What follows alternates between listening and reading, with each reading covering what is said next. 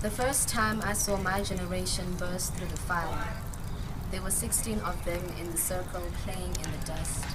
They were babysitters disguised as street lights, and the streets were alive, and the timing was right, and their wrongs were in the air, and the atmosphere was thin, and the rules of life were fair, just fair. While they littered the streets with their laughs, they adored laughing, while roaches riddled their homes, and their fathers smoked their pipes, smoking on pipe dreams. They would still inhale the smoke. Here, oxygen was never taken for granted. The first time I saw my generation burst through the fire, they were fireproof. Convinced themselves that their skins could not catch on to the fire. They were a bonfire made from themselves. They were on fire, contagious, and unapologetically groomed in groups. Squad deep was a symbol for strength. Squad deep was not stingy with the depth. Squad deep with loyalty in check. Squad deep, no hashtags.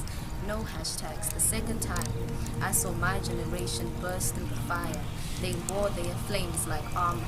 They swore to only get stronger, to become immune to the flames, to walk into a burning bush, to exit carrying sparks in their mouths, to not explain to someone why they can't open with their mouths without setting the entire city on fire, or why they don't have enough hours in the day to watch their history turn to ash, to watch themselves become ash, become a barbecue, and by not being invited to join in on the fest, they said they did not have enough time to explain to the waters why they chose to fight fire with fire. They said they did not have enough time, so when they spit their fire, they speak with intention, stuck in their own dimensions, reaching new dimensions and breaking through conventions. They were told that the sky was the limit, so they ripped the sky above them and wiped their feet with it. Ended up 6 feet in it, but death was only an illusion, and life the distraction. I saw that generation burst through the fire, the afterlife, the inception, and blood brothers cloak their blood over their brothers. Deception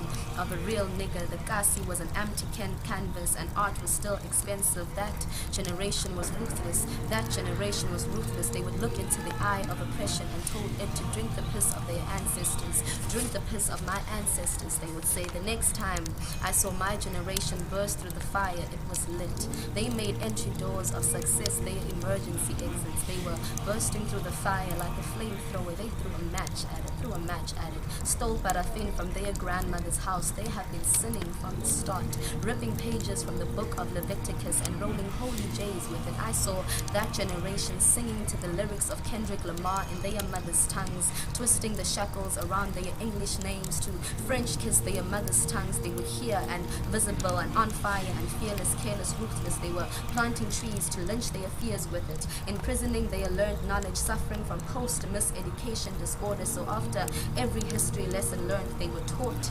They would press their fingers down their throat to induce vomiting. They were always vomiting, always vomiting. They were living in clubs. This generation was living in clubs. They knew the lyrics of Beyonce's Lemonade 2 days after it dropped. Sometimes the heavy pill of westernization is much easier to swallow than the truth that is them. They were them, they could only be them, so they started bursting through the fire, and still now they are still bursting through the fire.